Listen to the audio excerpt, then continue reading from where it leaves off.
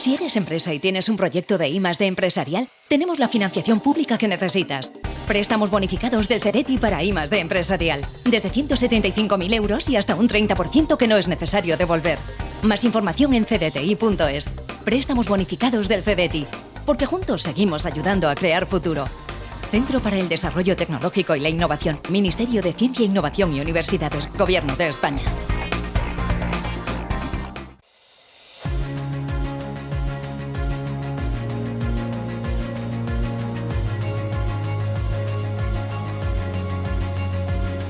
Legal por Naturaleza, el bufete especializado en herencias nacionales e internacionales, le ofrece este espacio.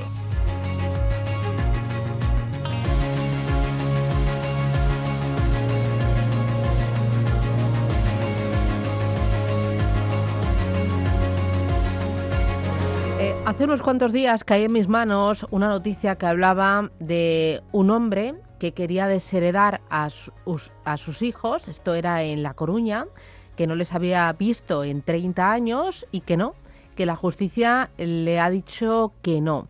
El hombre pretendía dejar todo su legado a su última esposa y a la hija que tuvo con ella.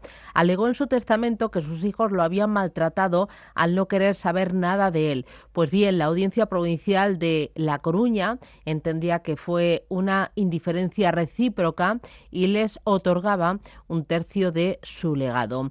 Hoy en este espacio de herencias hablamos con Itziar Pernía. Itziar, ¿qué tal? Buenos días. Buenos días, Susana. Que es socia directora de Legal por Naturaleza. Oye, ¿qué es esto de la desheredación? Porque a mí me suena mucho a película, pero no sé si luego esto es un rara avis en la vida real. No, tiene mucho de verdad y pasa en más ocasiones de las que podríamos imaginar. Pues, ¿qué es la desheredación? Es privar a un heredero forzoso de su legítima. ¿Y quiénes son los herederos forzosos? Pues son los descendientes, los ascendientes y el cónyuge. Por este orden, descendientes, ascendientes y el cónyuge. ¿Y ahí qué pasa? ¿Con los sobrinos, con los hermanos, con los primos? ¿Les toca algo por algún lado o no? No, a ver, es que estamos hablando de la legítima, o sea, es la parte, por decir así, irrenunciable de una herencia. Con el tercio de mejora y el tercio de libre disposición, bueno, pues puedo hacer otras cosas. Puedo meter a otras personas en mi herencia, pues a lo mejor pues lo contrario que contaba este señor, ¿no? Se han portado especialmente bien conmigo y en ese último momento quiero tener un detalle con ellos. Pero la legítima es irrenunciable, esa es para nuestro núcleo duro familiar. Y es muy difícil, pero no imposible. Claro que sí, hay en casos en los que sí se puede desheredar a un heredero forzoso. ¿Cuáles son las causas de una desheredación o de poder desheredar a alguien? Bueno, pues yo siempre, cuando viene alguna persona a consultarme sobre este tema, siempre le digo que es un tema escabroso, ¿no? Es desagradable y es feo, ¿por qué no decirlo? Pues son causas tasadas específicamente en la ley que tenemos que poder demostrar muy bien. Por ejemplo, pues lo que se llama el maltrato psicológico a los padres, el haberlos maltratado, injuriado, el haber tenido, ¿por qué no?, algún episodio que haya terminado en una denuncia policial, incluso en un juicio, haber negado sin motivo los alimentos a tus padres, o sea, que tu padre pase hambre, pase frío, sin motivo ni razón, pues no tiene ningún sentido, ¿no? Aparentemente.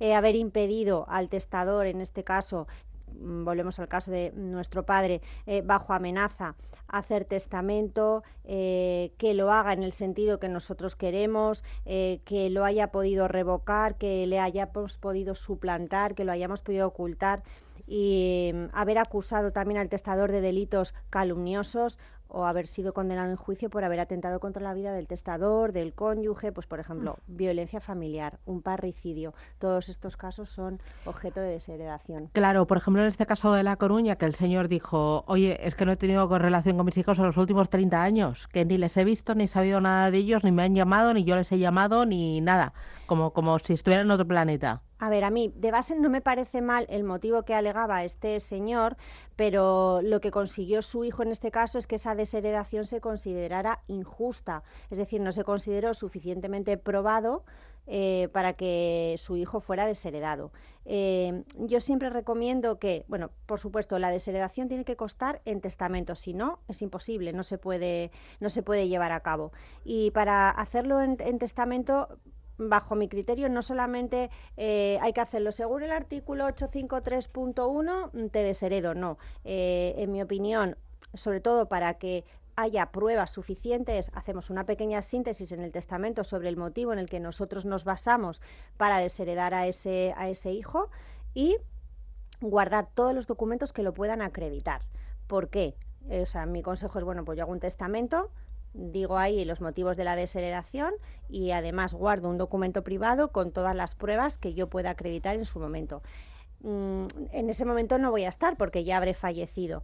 Pero si mi hijo, cuando se apertura el testamento, considera que no había motivo para desheredarlo, lo que va a hacer es impugnarlo ante el juzgado.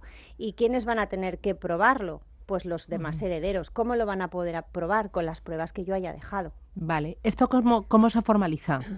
Si yo desheredo a alguien, a 2, 3 hijos, ¿cómo lo hago? En testamento. Necesariamente en Siempre, testamento. porque si no, no vale. Si no, no vale. ¿Vale? Y entonces, además de alegar los artículos del Código Civil en el que alguno de estos motivos que estamos comentando estén recogidos, tenemos que hacer una pequeña síntesis. Pues, por ejemplo, como decía este señor de La Coruña, no he visto a mis hijos en los últimos 30 años, pero bueno, seguro que ha habido algún capítulo, al menos, por el que nos ha llevado al final a estar sin contacto durante tantísimo tiempo. Pues hay que recogerlo mínimamente, qué pasó, durante estos 30 años ha habido denuncias, ha habido negación de alimentos, cómo lo puedo probar, qué personas pueden, además de mí, acreditar estas situaciones. Todo eso nos va a ayudar a que los motivos sean suficientemente probados. ¿Hay plazos? A ver, hay plazos para el desheredado. Una vez que se apertura el testamento, hay un plazo de 4 años para poder impugnar el testamento. Es decir, desde el momento que ha fallecido mi padre, se apertura el testamento, yo estoy desheredado, tengo 4 años para impugnarlo. Y hay 2 años desde el momento en el que yo tengo conocimiento de que yo estoy desheredado. ¿Es lo mismo desheredar que indignidad? No. Hay diferencias entre la desheredación y los motivos por los que se puede considerar que yo soy indigno para suceder. Los motivos, en esencia, para que me deshereden o me consideren indigno para suceder son los mismos. Pero la desheredación, por ejemplo, si necesariamente se tiene que formalizar en testamento, la indignidad no. Incluso rige también para las herencias ab intestato, las que se hacen con declaración de herederos. Incluso son los propios herederos los que yo, después de haber fallecido, yo he dejado nota que tu hermano Antonio no quiero que herede. Bueno, pues entonces que los demás dejen recogido en esa sucesión que Antonio no puede heredar por considerarse indigno. Luego el proceso pues será el mismo, ¿no? Tendrá también que impugnar esta capacidad para ser indigno. Vale, imagínate que desheredas a un hijo de la familia. ¿Su parte se la reparten los otros dos? A ver, como yo no puedo, como la legítima es un derecho irrenunciable, por decir así, para mi hijo Antonio, volvemos a abusar un poquito de Antonio, pues si Antonio tiene hijos, él será desheredado. Y si la causa se considera justa, él perderá su legítima, pero esa posición por derecho de representación la ocuparán sus hijos, con lo cual su legítima realmente no la perderá, lo que pasa es que la heredarán sus hijos. Vale, voy con los oyentes, 14 minutos y llegamos a las 11 de la mañana, este Radio Intereconomía, pleno consultorio de herencias, 91-533-1851. Y nos llama Antonio, buenos días. Antonio, díganos. Hola, buenos días. Hola, díganos. Yo le quería preguntar a la abogada, como llevábamos 15 días hablando sobre el usucapio, pues resulta que yo estoy en la duda de que el usucapio puede ser un derecho o un delito, ¿cómo lo mides? ¿Comprendes? O sea, ¿un derecho o un...? ¿Delito? O un delito. Porque si tú ocupas un bien inmueble durante 10, 20 o 30 años continuamente, te pueden acusar de un delito de ocupación, de ocupa. Ya. Bueno, vamos a intentar explicarlo bien. A ver, vamos a recordar primero que era el usucapión, ¿no? Eso es. ¿Qué es? Y luego, ¿qué te parece la reflexión de este oyente? Vale, a ver, la usucapión significa coger por uso, que es, bueno, pues es un vestigio romano, como comentábamos en programa anterior. La cuestión es que el derecho de usucapión, o sea, para yo poder usucapir con justo título, tengo que iniciar un procedimiento judicial. No, a ver, en esencia no me parece mal la reflexión de Antonio, pero cuando yo estoy en esta situación, lo que tengo que intentar es legalizarla. Por eso, primero tengo que ver dónde estoy. Vale, yo he usucapido o he ocupado esta vivienda, pero yo no quiero estar en esta situación, precisamente para que no sea una ocupación. Entonces yo tengo que poder demostrar que durante 10, 20 o 30 años, según sea, si una usucapión ordinaria o extraordinaria, este bien es mío, y presentar un procedimiento judicial. Si yo he presentado un procedimiento judicial y al menos estoy en ese trámite, pues no habrá ocupación. Vale. Entonces, bueno, en esencia no me parece mal, pero yo lo que le recomendaría a Antonio pues, es que consulte en qué situación puede estar, si la usucapión ordinaria o extraordinaria, y que por supuesto comience un procedimiento lo antes posible para poder regularizarlo. Claro, ¿nos puedes recordar lo más importante de usucapión, de dónde venía y cuáles son las reglas básicas, lo más importante? Sí. A ver, normalmente se utiliza para bienes inmuebles, aunque es verdad que cualquier cosa, objeto de comercio, puede ser susceptible de usucapión. Existe la usucapión ordinaria y extraordinaria. La extraordinaria, pues tenemos que usucapir durante 30 años ese bien inmueble. Y luego tenemos que poder demostrar pues que la he usucapido bajo ciertos requisitos, con buena fe, con justa causa, en esencia. Pues, por ejemplo, hice un contrato de compraventa privada con un señor, con mi vendedor, y yo estaba totalmente convencido que estaba formalmente legal, y ahora resulta que tiene un defecto, un vicio en el consentimiento, y entonces ese contrato privado de compraventa no me sirve, yo no lo puedo elevar a público. Pues tendré que iniciar un procedimiento de usucapión ordinaria, porque yo tenía un título por el que yo estaba habitando, ocupando esta vivienda, pero tengo los recibos de suministros a mi nombre, todo el vecindario conoce que yo soy aparentemente el dueño, la administración, yo me relaciono con la administración y aparentemente también soy el dueño, estoy empadronado en esta casa, ¿vale? Y entonces ahí puedo tener el plazo de 10 años o 20 años, por ejemplo. Muy bien. Voy ahora con María. Buenos días. Hola, buenos días. Bueno, Dígame. a ver si me pueden informar un poquito, porque estamos un poco perdidos. Mire, esto es una casa que era de unos padres que ya murieron pues hace 60 años, y bueno, al morir pues los hijos, es una casa pues rural, y los hijos hicieron la herencia, correspondía una parte de la casa a cada hijo. Entonces, pues bueno, había un hijo soltero y los hermanos acordaron pues bueno que seguiría viviendo en la casa, pues oye, hasta que estaba allí toda la vida, pues bueno, aunque se repartió, se acordó eso, que seguiría viviendo sin ninguna contraprestación, o sea, tú sigues viviendo y ya está. Pasaron, pues bueno, 50 años o 40 y tantos, pero bueno, falleció. Antes de fallecer, o sea, al tiempo se casó, no tuvieron hijos y bueno, pues claro, pues siguieron viviendo. Vamos, ningún hermano le dijo nada, pues nada. Pero luego falleció, y falleció sin testamento. Entonces ahora, claro, ya han pasado años y eso está sin arreglar, y los hermanos también irán muriendo, solo queda un hermano, y pues claro, quieren arreglarlo.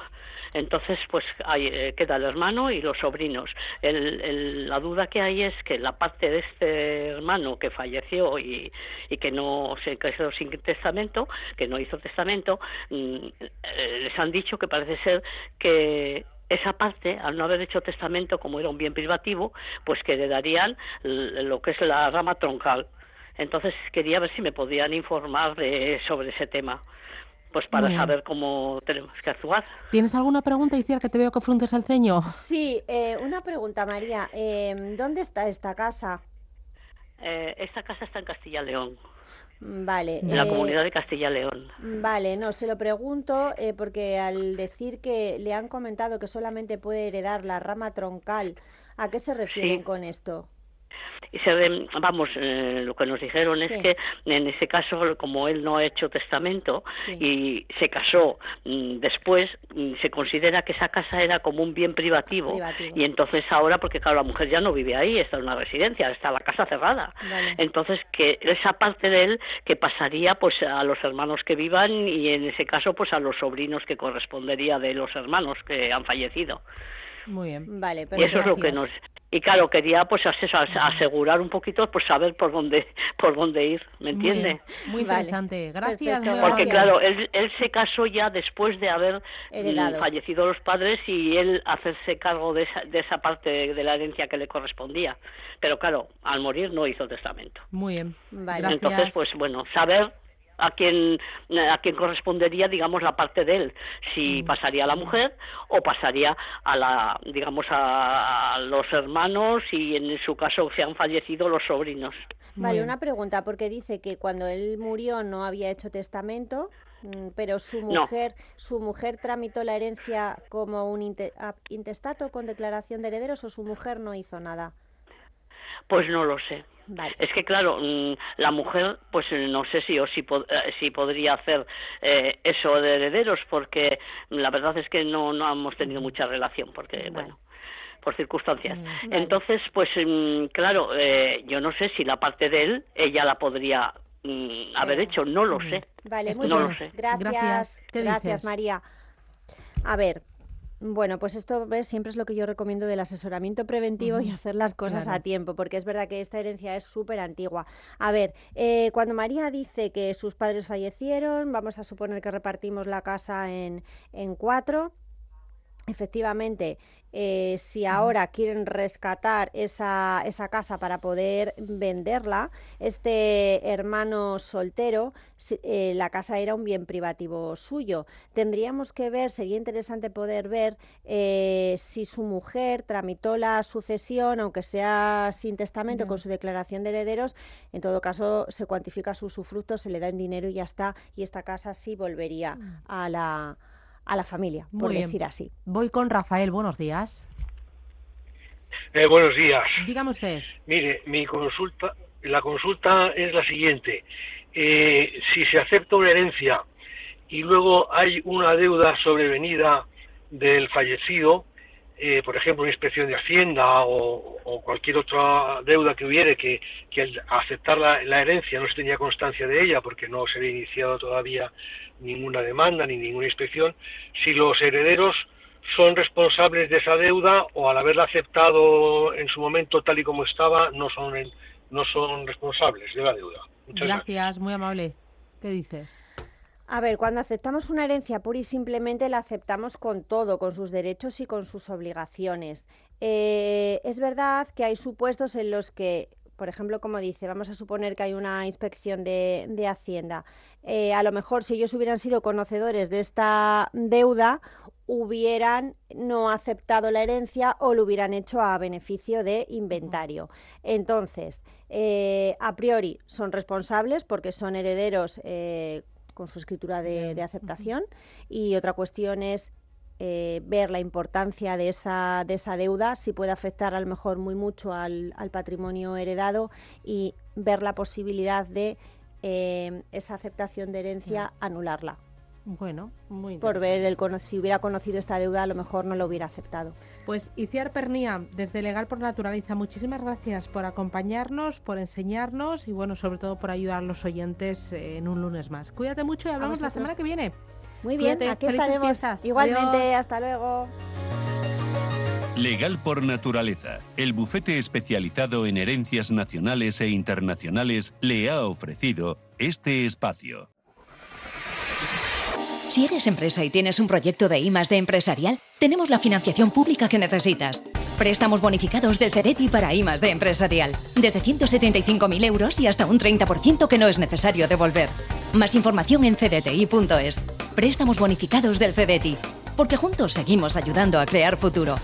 Centro para el Desarrollo Tecnológico y la Innovación. Ministerio de Ciencia, Innovación y Universidades. Gobierno de España.